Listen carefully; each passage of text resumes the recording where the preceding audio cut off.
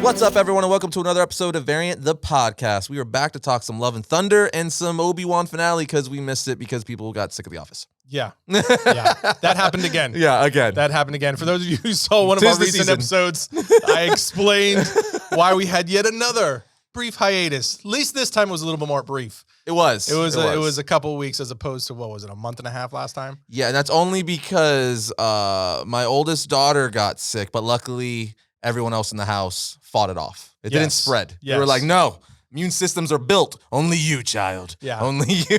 But we also had like pretty much everyone else in the company. That too, yeah. Yeah, everyone else in the company was out with some form of flu or cold or COVID or what. Yeah. And it was just another round of... But we're all better now. Yeah, but everybody's better and we're back. And so we're back. Hi. Hi. What's up, Variant Nation? Glad to finally be back. And we did miss out. We dropped the ball for these reasons on the Obi-Wan Kenobi finale. Which is unfortunate. But we will briefly give you our thoughts on how that ended up for those of you who still want to know. It's like, what, 3 weeks old at this point? Yeah, but at this point, the big news obviously is Thor, Love and Thunder. It's out in the world. We both saw it and have many, many thoughts on it. Yeah. I'm already tired. And I'm going to tell you right now, I usually am, I'm very, I try to be somewhat withheld. I'm going to say what I think on this one. I decided going in, I'm going to say what I think on this movie. Yeah. I think this one deserves a full disclosure. Full disclosure. So just be prepared to be mad or to really agree. Yeah, I don't think this is gonna go one way or another. There's no middle ground with this. I don't know. It seems like there are, because I put a couple polls out on Variant and the Variant's YouTube community page and on our Twitter, and the results have been pretty interesting, both in regards to Thor: Love and Thunder and what we've seen from the MCU Phase 4 so far. So we'll go over that too when we get to it. But let's talk Obi-Wan Kenobi first. Obi-Wan. Oh, also, I have no hair. I mean, you have hair. For anyone who cares. Yeah, my head is shaved. So I told you already, I think just briefly the other day. You're joining the military. Yeah, I'm joining the military. You said it's at time. A ripe old age. 4 kids later, it's time to go and put it all on the line. So I go to a hair... Supercuts. I won't say the name of the establishment, but let's just say they don't give great clips. $5 clips. Yeah, the clips aren't great. I'm just going to keep thinking of like really Bobo haircut names. So I was very little time because it was in the midst Save of a dollar cuttery. Save the dollar. Dewey Cheatham Barber. So I very limited on time because of all the madness going on. So I desperately needed a haircut. It's on a Sunday, which is already mistake number one. Who gets a haircut on a Sunday? It was mistake number one. Look, this is all my fault. So I go into this place. I never go. And I'm like, how bad could it be? Worst case scenario, I got to fix a couple things. No bigs, right? Wrong. So this is what they did. I'm just going to put the picture up on the screen. This is how I came out. You're like a little peacock. Showing your peacock fluff. I look like something like a cross between Bebop. Bebop, yeah. I look like a cross between Bebop and one of the Koopa kids. One of the Koopa kids, bro. That's a good pull. Yeah. So this is what happens when you do irresponsible things to get your hair cut. And you know what? I paid for that. I did. I paid for it because I needed to learn a lesson. That was a lesson for me. A 20. Yeah. A 20 smackaroos. And then I immediately went home and I shaved the rest of the hair off. See, it's hearing and just leveled it out like that where I'm like, I'm happy to be bald. You know what I mean? It's because I know I'm going to get. Yeah. My head. That's what I'm going to get. You know what? Keep the beard. What it was is shiny head. I was thinking solidarity with you. You know what I mean? All right, that's a lie. That's not. No, you need a Mach 3 if you're going to go that route. So I went full lonely Viking. Like lonely monk. The question is, are you gonna grow it back out and then have them fade it like before? Or are you just gonna rock the buzz? Yeah, cut? I'll wait like 2 months, let it grow out a little bit. Oh, you're gonna have some awkward stage. Yeah. Oh yeah, you gotta go. Oh, you guys are gonna see some awkward stage hair. This is the learning, right? This is how you grow as a person. You got to go through these things and really let the pain set in. You're gonna be our cheetah experience pet. The full thing. Yeah, it's gonna be. There's gonna be a minute where it's gonna look like. Oh boy, that's gonna be funny. Oh yeah, that's gonna be puffy. Yeah, it's gonna because your hair. You also don't have straight hair. Your hair. No. Like, I fro out. Yeah, yeah. You're gonna have that white boy fro. I could pick this bad boy if I wanted to. Anyway, though, Obi-Wan Kenobi, the finale. Yes, it's over. It is long over now. I think we briefly, in the last podcast we did like 2 weeks ago, we briefly touched on it. Well, we talked about everything up until the finale. Right, yeah. So, but it was like a speed round. So we didn't talk about that long. We basically was just like, it was enough. You weren't too pleased with it. No, that's being very kind. I liked it, but it didn't meet my expectations at all. Yeah. So like, basically, is it fair to say you didn't like it? At all, no. Okay, you didn't like it, so you just didn't like it at all. I said it then in the last, on our last podcast where we talked about episodes 1 through 5. And after the last one, it just concrete. I was already kind of like ready for it, but it solidified. It's the most disappointed in any one piece of content based on what could have been. Yeah. It's the most disappointed I've been in recent memory. They definitely dropped the ball on a lot of things. See, I like the show, but I only like the show because they pulled me in with the nostalgia. But I told you, like, it was the fact that, like, in episode 5 where we got the flashbacks with Obi-Wan and Anakin Skywalker, which that's what I thought the whole series should be. Right. Like, that's what's kind of annoying for me for the show, where though I like the final fight between Obi-Wan and Vader, like that was cool. Seeing Anakin's helmet or Vader's helmet get like slashed open and like Anakin piercing through and his voice going in and out from like James Earl Jones to Anakin, like really, really cool. So that stuff I like love that, but it's like overall I'm like, I showed up for Obi-Wan and Vader. Yeah. That's how they pitched it. They literally dubbed it like the rematch of the century. Right. Yet they're taking so much time with Reva, a brand new character, and like 10-year-old baby Leia. You know, even in the final episode. Yeah. So it's like that. I kind of felt like it was a bait and switch, where it's like you're pushing this, but then you really only give us what we wanted for like the last 2 episodes. Yes. So though I like those moments, overall I'm like, but I would love to see you build and touch upon like the back and forth between Obi-Wan, or see like unseen like live action Clone War scenes between Obi-Wan and Anakin that built their relationship that got to this point. Yep. Like, again, like what the Clone Wars did, but it would be nice to see that with Obi-Wan. Yes. And Hayden Christensen, Anakin Skywalker. So that disappointed me. But that last fight though, I really liked that last fight in the finale. Yeah, I mean, I will definitely give credit where credit's due. It wasn't, the final episode wasn't a total loss in that there were some cool moments for me. That, you already mentioned a couple of them where his Obi-Wan defeats him and his helmet is shattered in half and his voice is going in and out between Anakin and Vader. And there was a couple moments in there that were very cool. I was still, even in that scene, I was very distracted because the visual effects were not that great in my opinion. And it kind of was taking me out of it. This has been seemingly a running problem for the MCU and Disney properties in general, since we know that there have been VFX issues in the industry. Did you hear what just came out about that? No. Recently, how it broke a day or two yesterday, how a bunch of VFX artists who work for Marvel are complaining how they're treated horribly. Oh, I didn't hear that. No. Yeah, there's news going there. A lot of VFX artists are speaking out how, like, they're being yelled at. They get so much stress that VFX artists are like throwing their monitors and stuff like that because there's so much pressure, where like even for No Way Home, someone posted a screenshot of like the VFX of Andrew Garfield's Spider-Man going through the portal is different now than what we saw in theaters. So they have the VFX artists constantly updating even after the theatrical release. So they're just putting them through the ringer and not giving them a break, like constantly updating and stuff. And they have so much content. And they're apparently like they're like changing things all the time, and they have unrealistic expectations and stuff, which has got to be extra hard because, as we know, ever since 2020, right, things have probably been crazy. Short-staffed as well. Exactly. Pretty so heavily. like I kind of give leeway a little bit because of the last 3 years, but that's why I brought it up. Yeah. Because I don't mean to say that to like blame VFX artists or anything like that. I know that there's an industry problem, just kind of industry wide. Yeah. Disney is amongst all of the studios. Disney is the one who slowed down a little bit, but they kept trying to push stuff out. And I think that is reflected in some of the quality that we've been getting, because they're still trying to get this content cranked out. And some of it's just not up to par. It's just not ready yet. And they're just like rush. It feels like it's rushing. I mean, some of the VFX that we saw in Multiverse of Madness were it was shockingly cartoonish. Yeah. And I feel like that's just because things are getting rushed.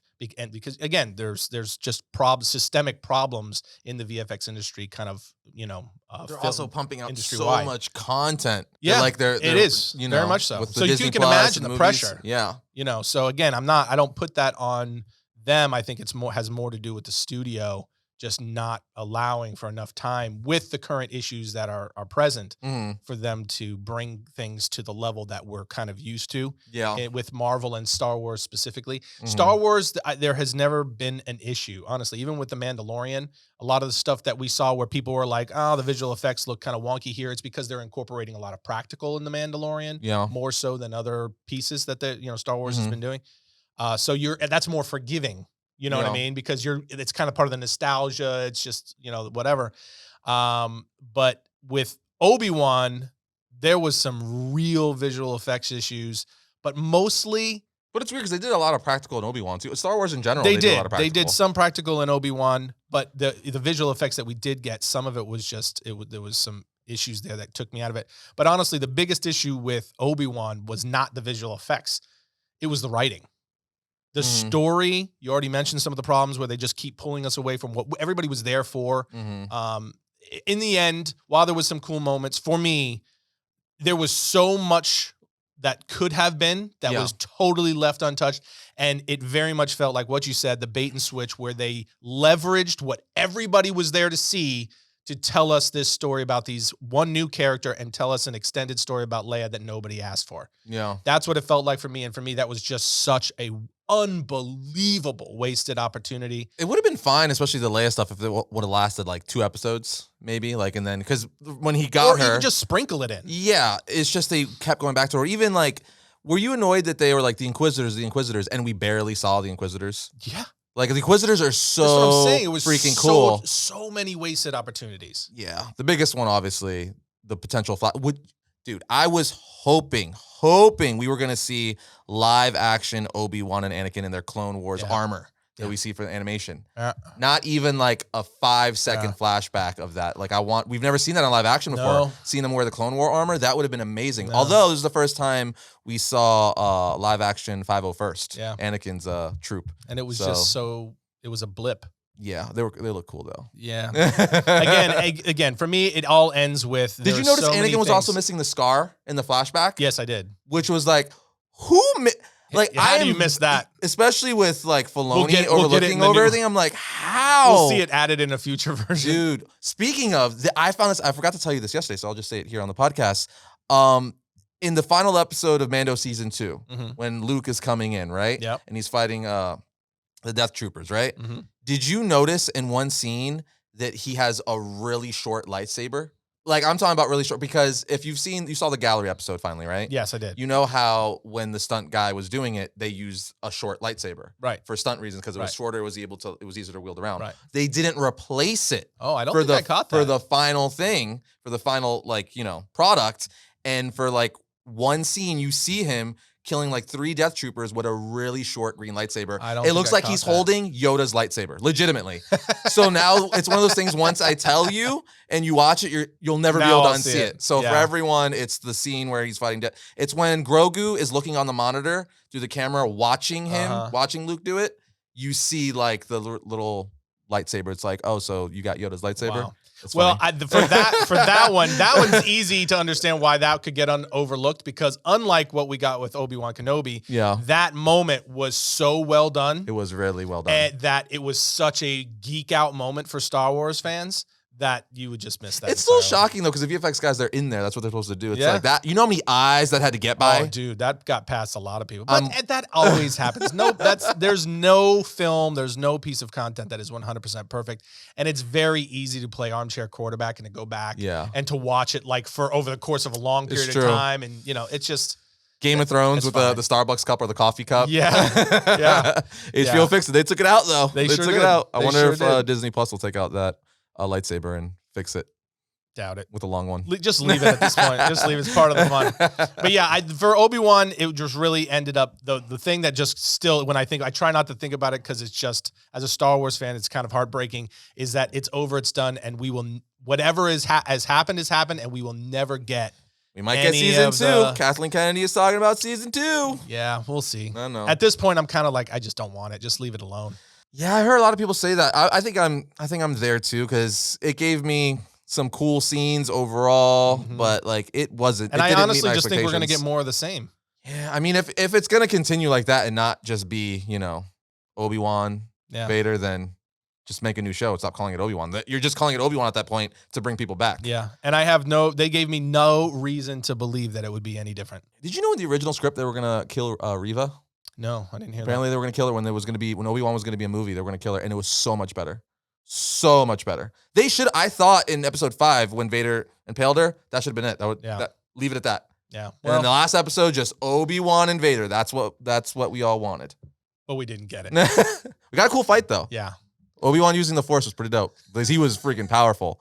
Which is another thing. It cemented that Vader's never beat Obi-Wan. Even though he's maybe more powerful, he's too unstable to beat Obi-Wan. Obi-Wan's way more controlled. So yeah, I mean, based on what we knew about Star Wars in the future, he couldn't defeat.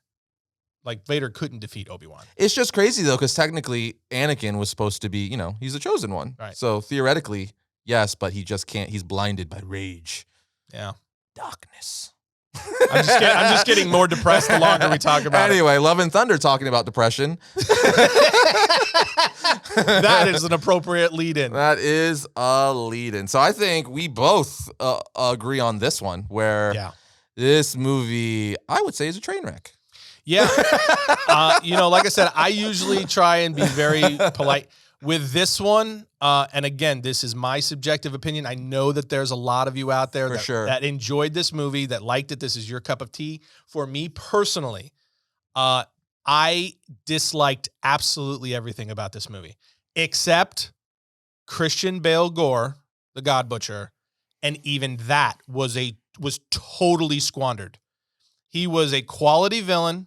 His performance was quality, but the story they wrote for him and how it was carried out and how it ended up, for me, was awful.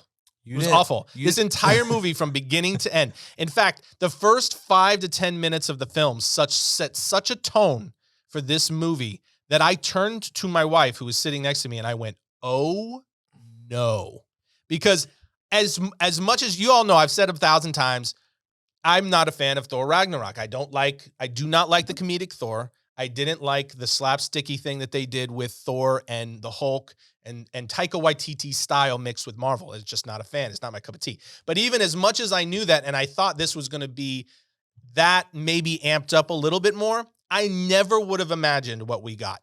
We got, in my opinion, this was equivalent to the space, like Marvel's version of Spaceballs. Like Space Viking, the Mel Brooks Marvel film. That's what this felt like for me. It was that like wonky and cheesy and goofy. And don't get me wrong, I love Mel Brooks. Yeah, but it's different. It's a totally different shtick. Different, yeah. Mixed with Marvel. And it was, at some point, I said this to you yesterday, and I hope this isn't this case. It's probably not. I'm just telling you how it made me feel while watching it. It was points of it where the goofiness almost felt like mocking.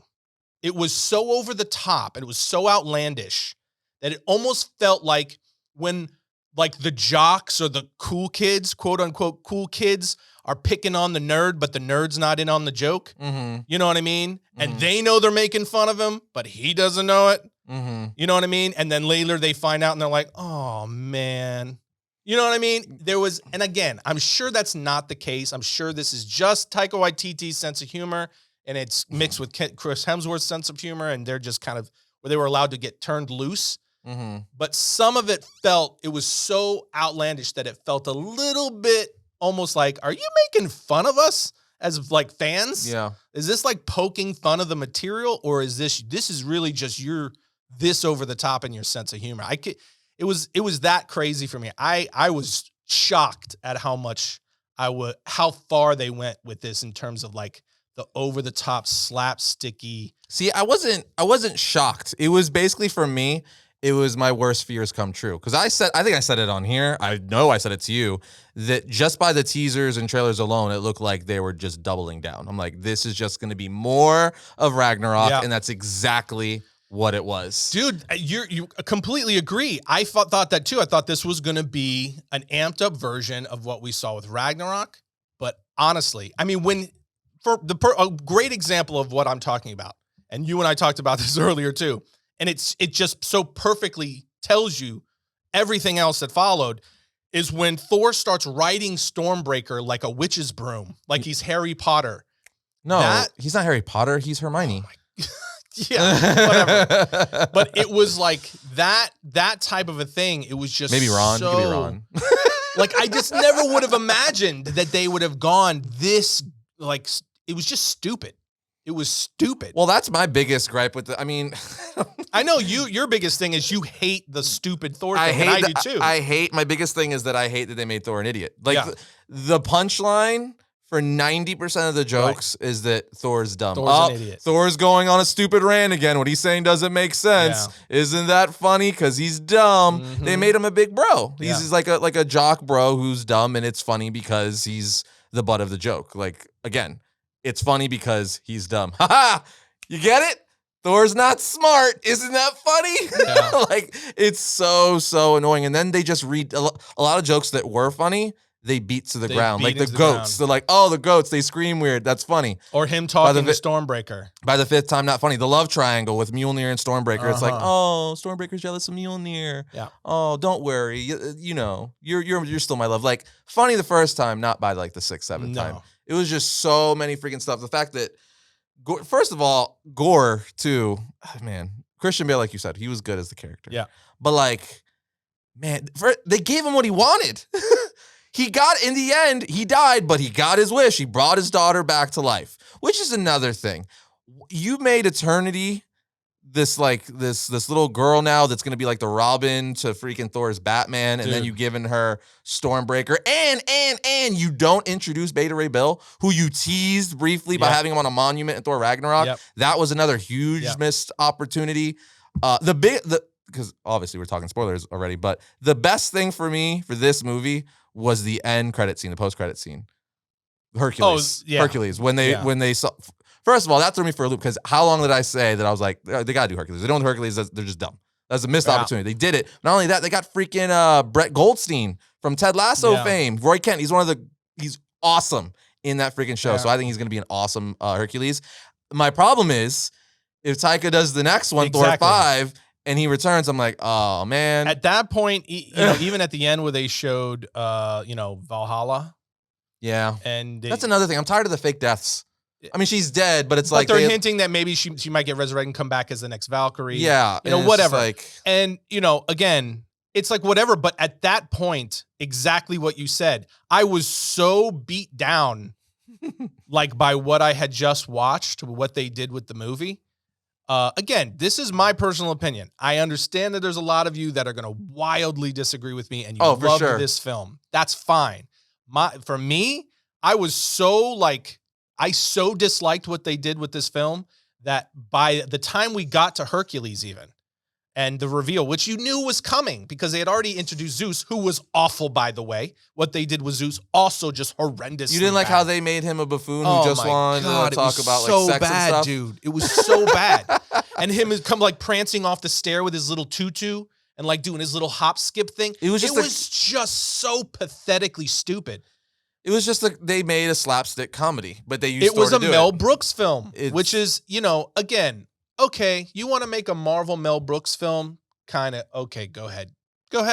But don't pretend it's cool. You know what I'm saying? Are you tired of Korg? No, I'm over it. I'm tired of Korg now, too. Yeah, I'm over the whole thing because it's all the same shtick. It's all Taika Waititi's sensibilities in a Marvel film. And for me personally, I do not like the mix. I just don't think that they blend well. If Marvel was more hands-on with this and they roped him back, perfect example is Mandalorian. His work on The Mandalorian was excellent. Oh, and he's a very capable and competent filmmaker. Mm-hmm. This is not the issue of talent, right? It's his comedic sensibilities with certain properties. Don't mix well. They do, and they have to be wrangled. You got to rope it back, and you got to be like, Taika, this doesn't mix well. That's the producer's job. That to go in there and say, listen, we want you to make your vision, but you can't go overboard with this property. Well, what happened because it doesn't blend. Ragnarok made $1 billion, so they just let him loose. Exactly. And that's the trouble with this stuff is you have the audience say like, oh, this is funny because you do something new and different. And then what the studio does is like, oh, they love this stuff. Do whatever you want. And they turn them loose. And this was the result. And it was, for me, even people who like this movie still, for the most part, say Ragnarok was better. Which means even the people who like it are like, I like it, But it is still a little too much, and Ragnarok was the perfect balance. See, I'm like you. I'm not a fan. I've been very vocal, like everywhere here on Variant, on my own social media. I am very vocal that I am not a fan of MCU Thor since Ragnarok, because that's where the shift happened. And which was really weird too, because you had Ragnarok, and then you had Infinity War, which he was dope in Infinity War. Right. And then they're back to like, Endgame. And people try to justify, we're like, but he went through so much. He lost his dad, he lost his brother, and yada, yada, yada. I'm like, first of all, he's a god. Like, this dude has been around for years. He was unworthy. He became worthy again. He's like, that's not an excuse. That ain't it. That's not it. Okay, because a lot of crap happened to him over, the course of him being an Asgardian god, and we even saw some of that in the MCU before, Endgame and stuff like that. No, that's an excuse that I'm not buying. Yeah. I know that's an argument people like to be like, he's the emotional drama. No, he's not a normal human. He's an Asgardian god. He's seen lots of crap. He's been through lots of stuff. And I think that I think that there is absolutely room for that. And I think they could have even played with that better. Yeah. Well, I'm saying tell that story, and you could have done that. You could have even continued to add elements of humor with Thor as a character, to where he could have been, injected a lot of lightheartedness and humor. I just wish they would have done it in a way to where he's unaware that it's happening. You know what I mean? To where he's being serious. Like the straight man. Yeah, but it's like, it's funny because he doesn't realize how, ridiculous he sounds. And I guess in the way he is, he's just a moron. But the bigger issue for me is that you're taking this character that at minimum should have some really serious moments where he's just wrecking shop, right? Where he just says enough.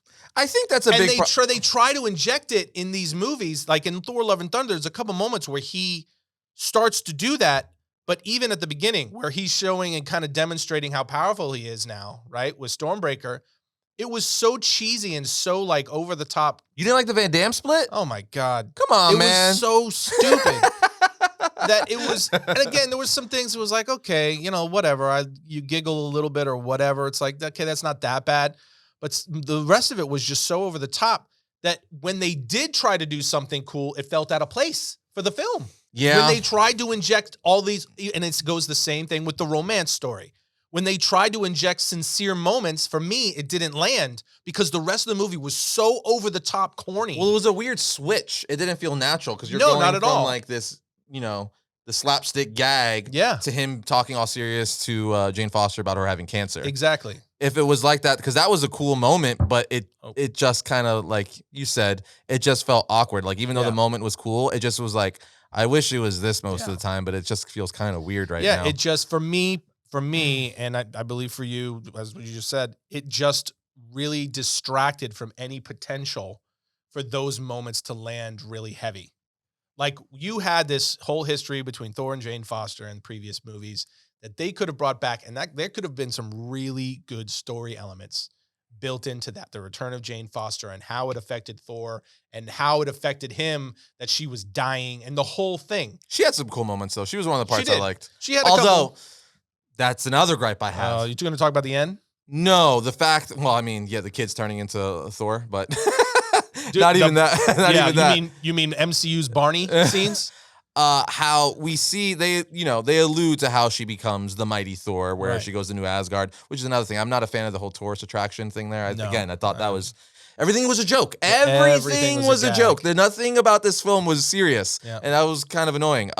Anyway, she goes to take a tour of New Asgard. She finds Mjolnir, and it like starts, the piece start hovering, and it's like, oh, we choose you.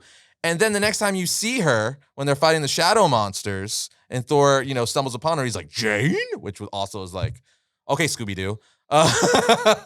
It's like they allude by, I think Valkyrie says that she's actually been Thor for a while now. It's like, so you're not going to let us see her first transformation? Like that, I thought that was a missed opportunity. Like, because they pushed her as like, the mighty Thor, like Jane Foster, like that was a big push for this movie. And you don't even show her transforming into Thor or the mighty Thor for the first time. Because in the comic books, they have a really cool beat with that. Because, it's all about like it's saving her, from dying from cancer. But at the same time, it's also killing her. Because every time she comes Thor, it's like eradicating the chemo that's in her body. So it's like this weird thing. And I don't think they played with that enough. They touched on it a little bit. But like maybe they added too much in the film. Because you also have a character like Gore the God Butcher, who like could have easily been in an entire Thor trilogy. And then you're also throwing her in here, and it's just, you killed her by the end of the film. It's just, it was too much. Everything was rushed. It was also another instance of the MCU taking an incredible villain. An incredible villain. Yeah, that's a problem they've had stripping forever. it down to absolutely nothing, one and done, gone. And for me, this is by far the worst version of that. The worst version of that, because it was in this movie.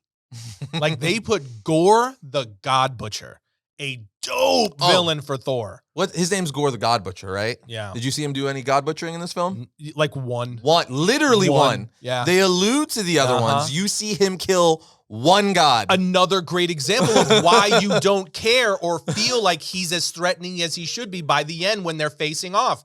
Because this should have been a buildup. This is a serious enemy and opponent for this. Again, Thor is a god, right? Even when they went to what did they call the city? It wasn't Olympus. They called it. I don't remember. It was like Eternity City or whatever the heck. I can't remember. Whatever. Even when they were there, when they were amongst all the gods, Zeus included, and Zeus is like, I'm scared. He has the Necro Sword. So this is supposed to be a character that strikes heart into the most powerful gods in the multiverse, right? Mm-hmm. And you had no reason. They gave you no reason to feel that. So that by the end, you were just like, yeah, we know where this is going. Him and Thor and Jane Foster Thor are going to, kill him together and whatever, or going to beat him together. And it was just wildly predictable. It was wildly uninteresting. It was wildly over the top. It was like a parody of an MCU film. Yeah, I mean, I told you I was going to tell you what I really thought. I feel like I'm just tired, like, because we've been talking about this a lot and stuff like that, and it's just like, yeah, it's not great. it's just now, the funny thing is, I know Thor Ragnarok is most people's favorite Thor movie. It's still not my favorite Thor movie. Again, like, there's cool moments in the film. Like Hulk, Hulk had some cool scenes. Mm-hmm. Sator was really cool. Like Hela is cool and stuff like that. But overall, I just can't get over the freaking like tone shift with Thor. And what was the thing they did with Loki at the end where they pretended like he was dead or something like that? Oh, you're talking about the extension of that whole acting performance, the theater group? No, in Ragnarok where they're like, let's do the thing we did at kids, Loki. And it's like, what was it called? I know what you're talking about. Yeah, and I know people are screaming it at us right now. Yeah, I don't know, but that thing, just it's like get help. Yeah, Get help. Just didn't like.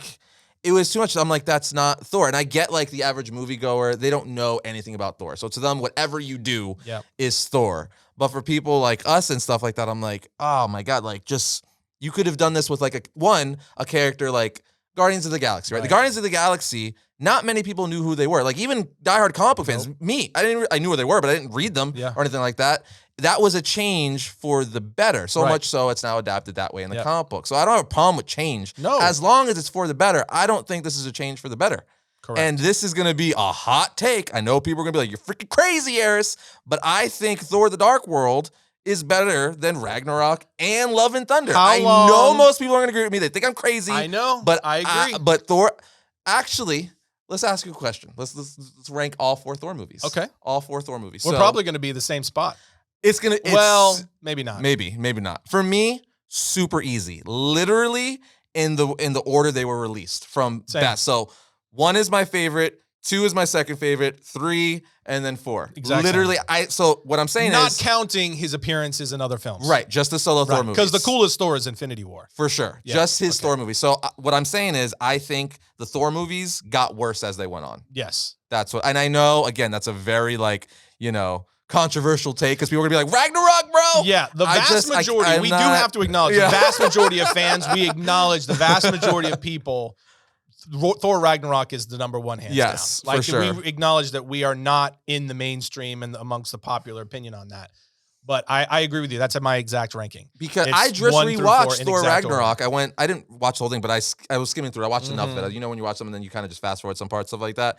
And I'm like, I'm not saying this is one of the best MC movies, you know, at all. I'm not saying, you know, it's up there with like the lights of Civil War and Infinity War. Not by any means. But Dark World, you're talking about? Dark World, yeah. Okay. But I still think that version of Thor was way better. Yeah. Because I think the main problem with Thor: The Dark World wasn't necessarily Thor so much. Then the villain just didn't land. Yes. Like they butchered Malekith. I think that is the main reason people don't like it, because it was just there wasn't enough setup. And yeah. A lot of the same problems. But I think people should go back and watch it, because it came out in 2013. Yeah. I think a lot of people are just like, you know, what is that called when like you just hive mind? Yeah, right. Yep. So where people just remember what everyone said about it, but it's so many movies have come after it that I'm like, no, it's actually Eternals has a lower score than Thor: The Dark World on Rotten Tomatoes, and Love and Thunder, critics are actually agreeing with us, is gonna probably fall under Thor: The Dark World at a critic score. Well, I know that it's so technically on Rotten Tomato. I know people don't care about Rotten Tomato, but like on there, the critics might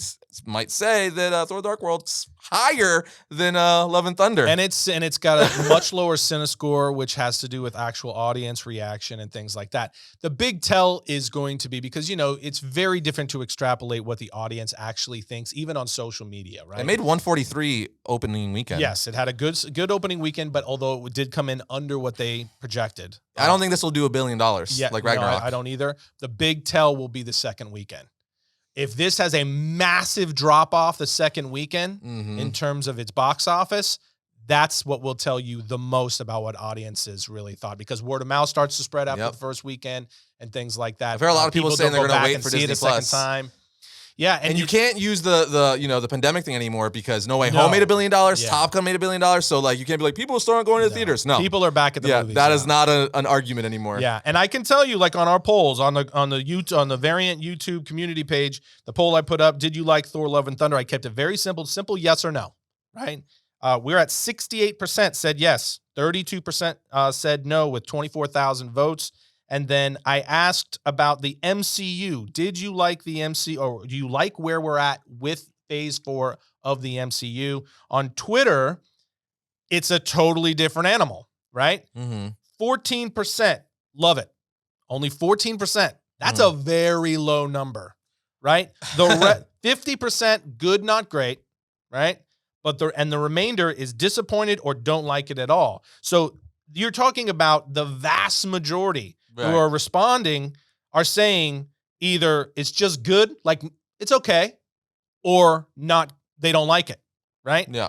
On the same thing on the community page, I put up the same poll. What do you think of Marvel Phase 4? We got 12,000 votes on that one. And it's even more so in the camp of I'm disappointed and I hope it changes. You got 34% on that, good, but not what I expected, 48%, 8%, it's awful, and I don't see how they recover from this mess.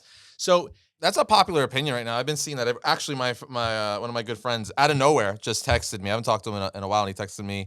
He's like, dude, I don't see how the MCU recovers at this point.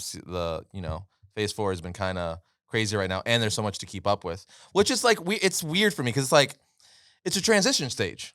So I get it, because literally they're handing over mantles left and right. You got Falcon as the new Captain America. You got Riri Williams going to become like the Ironheart, the new Iron Man. You got Shuri probably going to be Black Panther. You got Miss Marvel's a new character. Shang-Chi's a new character. Moon Knight's a new character. So you got a bunch of mantles shifting, and then you got a bunch of new characters being introduced. Yep. So it's a transition. But then they're also introducing the multiverse. So this is all like a setup phase.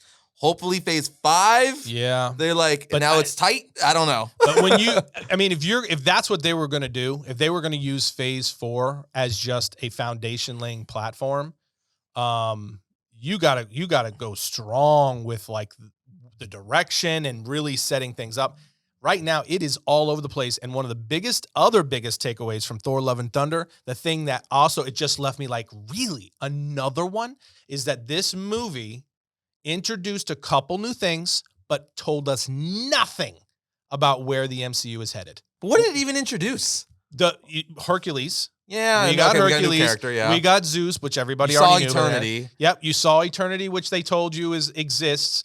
We've got this new character who becomes his adopted daughter, who is apparently she's imbued with the power of eternity. I don't know how that's. I don't know how that's gonna fly or where they're going with that. And she's got Stormbreaker, which is like, that's the reason that annoyed me so much. Is I'm like, Beta Ray Bill. Hello? Yeah, man. Anyone, because he has Mjolnir back. I know. So shouldn't you have swapped it and give him Mjolnir back and give Stormbreaker to Beta Ray Bill? I don't even know what to say to all Everyone wants Beta Ray Bill. I've said this before, is arguably the next most popular Thor universe character after Thor, obviously. Yes. Is Beta Ray Bill. Like, Odin was like, you're so worthy, I'm going to make you your own hammer.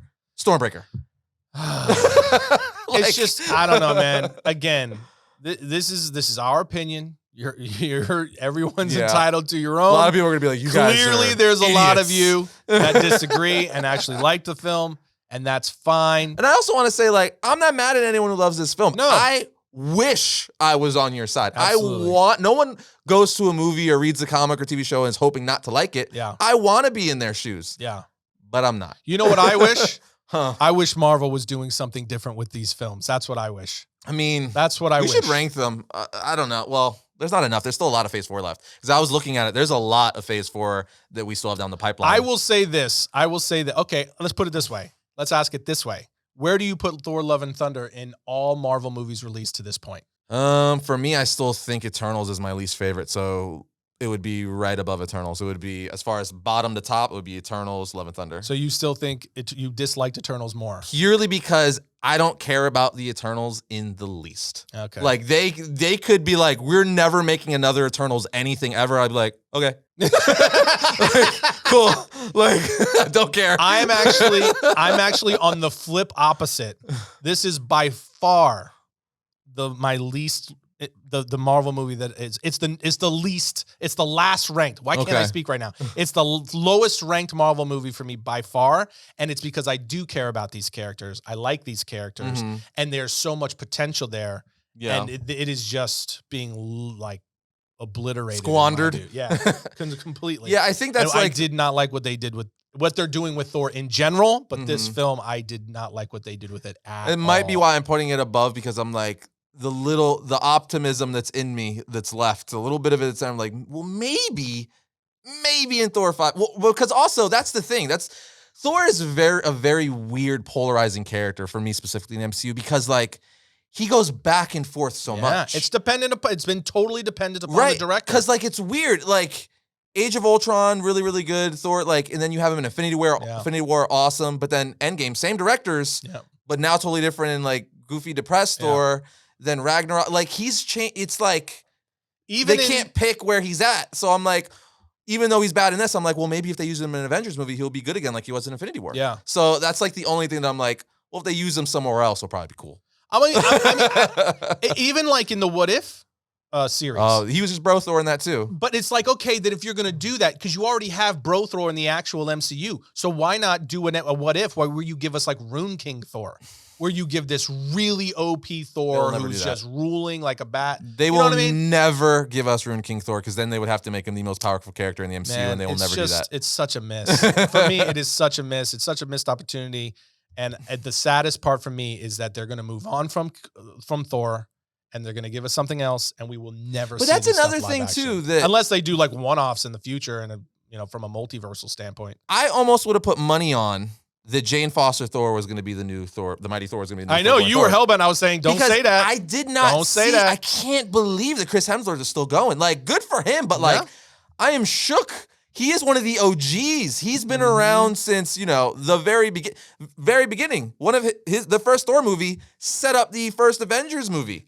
He's been around as long as freaking Robert Downey Jr. Yeah. Which is just, like a year or two later. But like, from the beginning, from phase 1. So it's like, wow. I give him max 2 more films, though.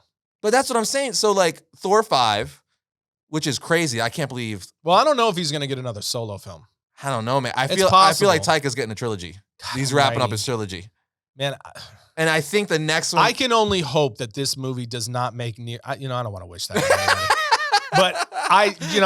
there's a part of me that really does not want to see this movie make money so that they will move on and do something different. I don't want to wish ill will.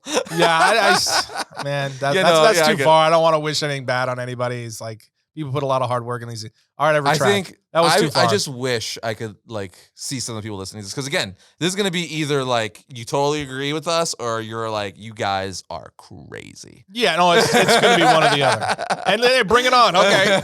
Bring on both. I don't care. This is my opinion. This is your opinion. You guys got yours, and we can talk about it. But that's what makes this fun, anyway, right? Yeah, if we all liked it, then it would just kind of be a little boring from time to time. I mean, we can discuss it, but let's discuss it on its merits. But man, so Thor 5 potentially. I don't know. Because now you've got Zeus, who's turning Hercules loose to go hunt for Thor. That's dope, though. To get vengeance on it. But if it's in the same hands, dude, can you imagine what that's going to look like?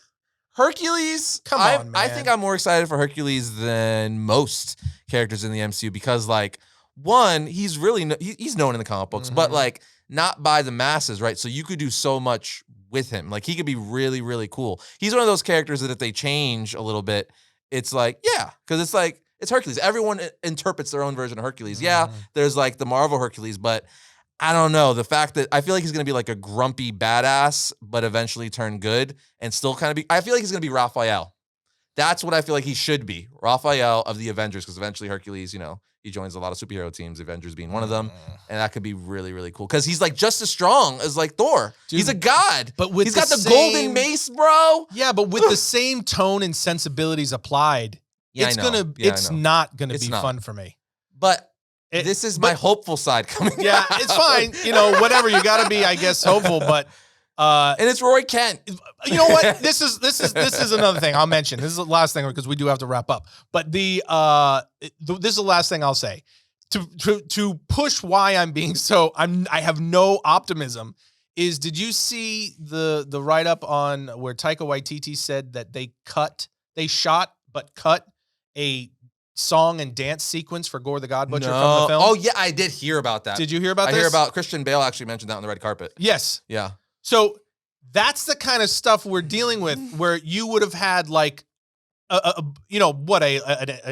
producer's style Broadway scene with Gore the God Butcher. Are you excited? Are you excited for Taika's Star Wars film? I don't even want to talk about it. Honestly, again, I like Taika. I like all of his movies that aren't big IPs. Okay, I'm gonna say this. Like, well, Jojo Rabbit was great. Jojo Rabbit's great. That's why I say Taika's not a bad filmmaker. No, and he's not a bad actor either. Filmmaker. He is a very creative. He's a very talented guy. But not every actor should play any role. Not every director should make every movie. You don't want to see Danny DeVito as Batman? Oh God.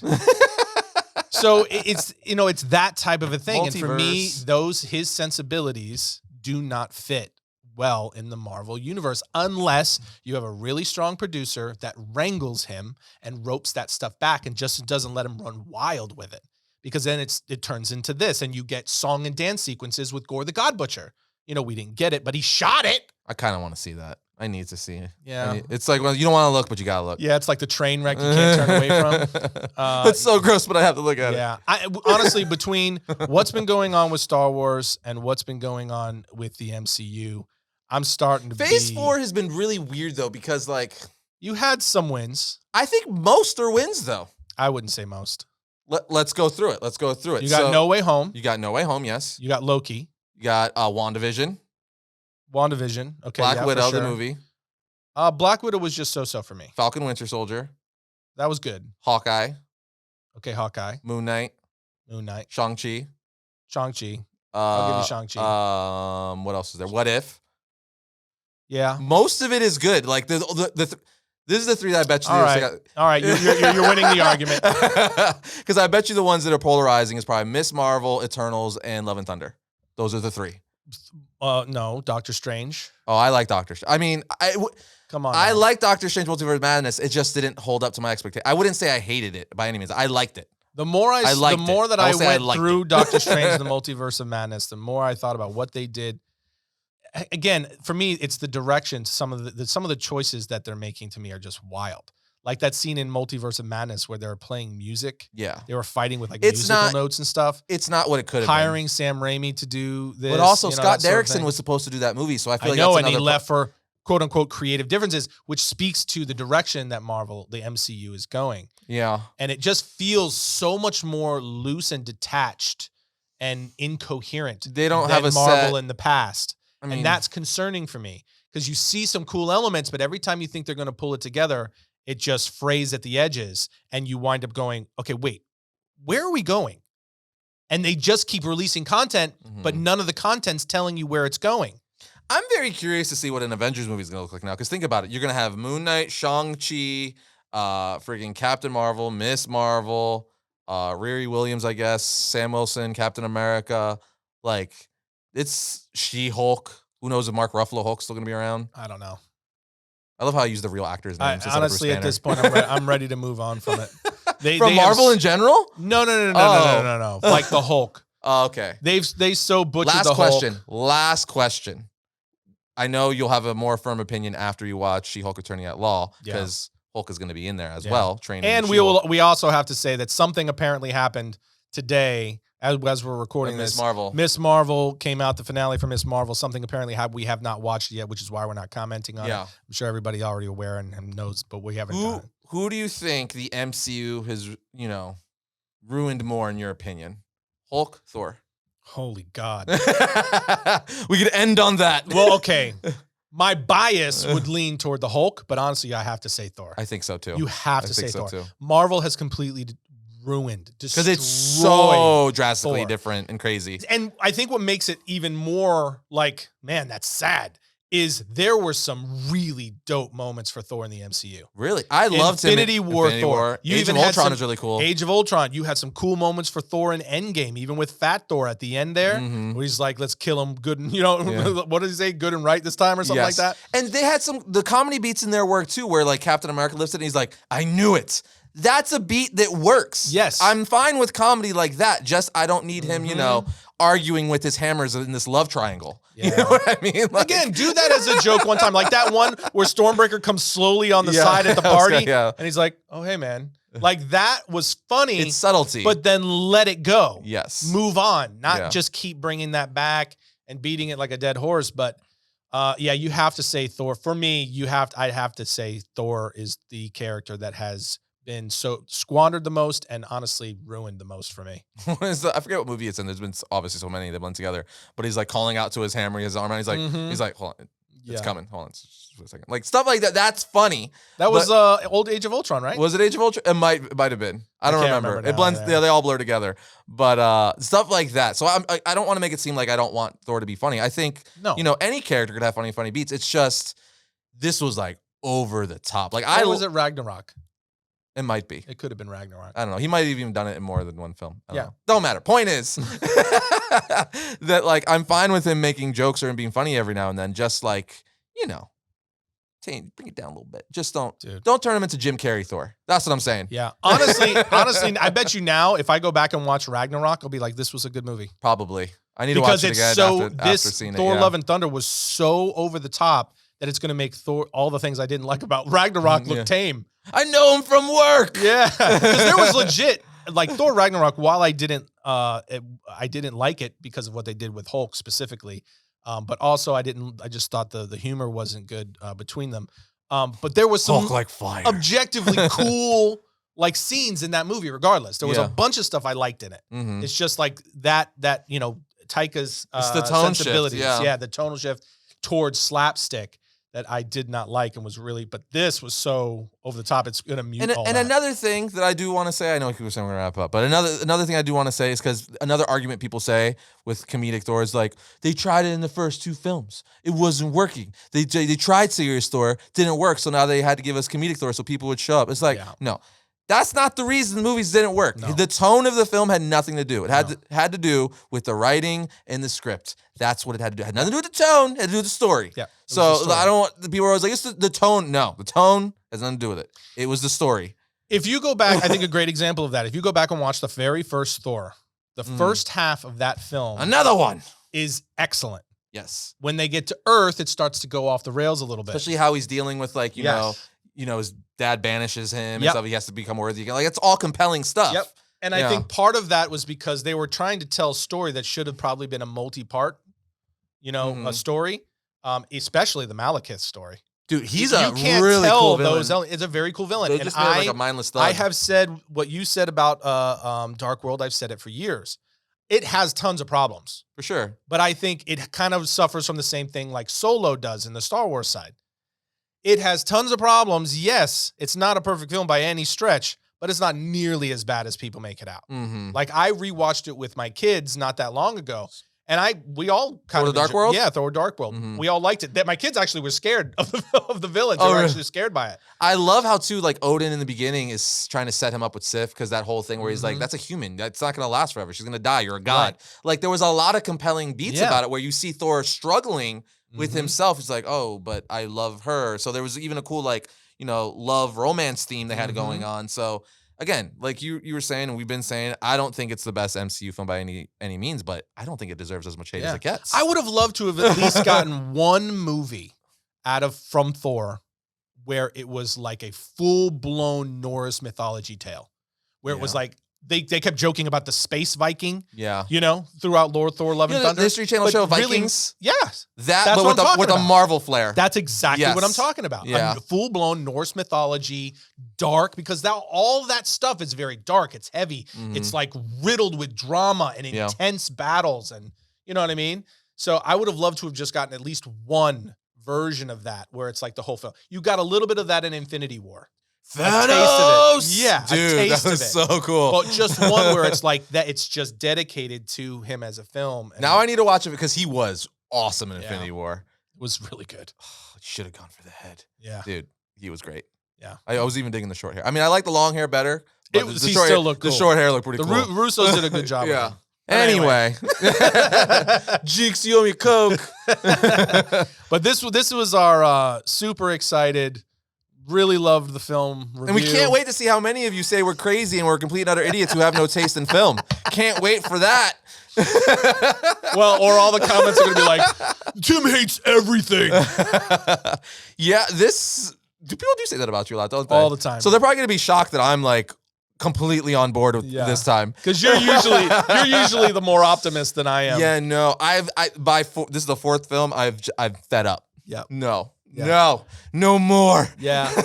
and for all of you DC fans out there who say, Tim never bashes Marvel this way, there you go. You're welcome. Dude, although, good old Zazzy, as we call him, the head of Warner Brothers, he might be putting DC in a good spot. I'll tell you what. He might be clean and fat and doing some good moves. It looks like he is trimming a lot of fat. We will see. I think a lot will be told with Black Adam. Okay. I've said this like 4 times already. But final thing. I'm trying hard not to get myself ramped up. I told you this yesterday because I got excited. We were shooting an episode yesterday for the normal YouTube channel. And I was like, did you hear about what The Rock said when someone was interviewing him about Superman being in it? So he was at a press conference. Someone asked The Rock, will Superman eventually fight, will Black Adam eventually fight Henry Cavill's Superman, or will he make a cameo in this film? And The Rock just kind of smiled at him.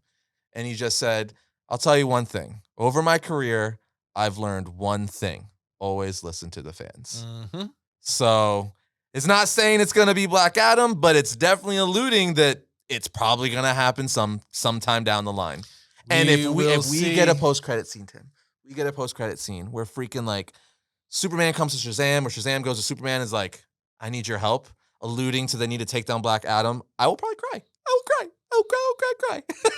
Dude. Because that's all we wanted. Or even like a post-credit scene where you just see where it ends, where Black Adam is just, he's going dark. And then you see like a mid-credit scene where he's like out in the desert or whatever, establishing whatever new area is his domain. And you just see Superman land in front of him and it cuts to black. Or what if he it could be anything. You could do a number of things. It's like you just see him on his throne or something being like, I need to go get the Kryptonian. Yeah. Or like, just something that loses you like, oh, Superman.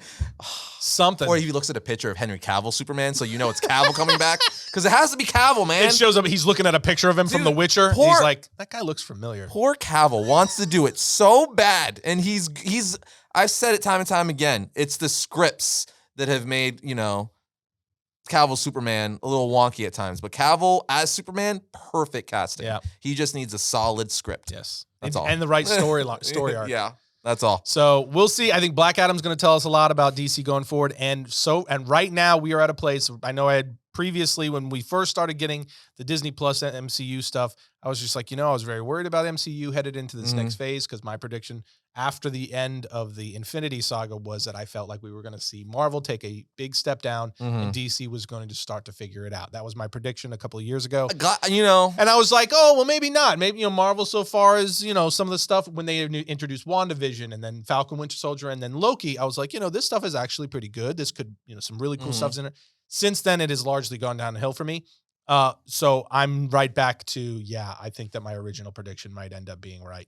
Plus, I feel like fair is fair, where DC's been struggling for the most part the last several years. So and things are cyclical. Yeah. So let DC shine for a little bit, because we've gotten so much good Marvel. I'd actually rather have better DC films for a while, because we haven't, for the most part at least, gotten awesome DCEU films. Right. So and there's so much potential for DC. So much potential. Come on, Zazzy. We'll see.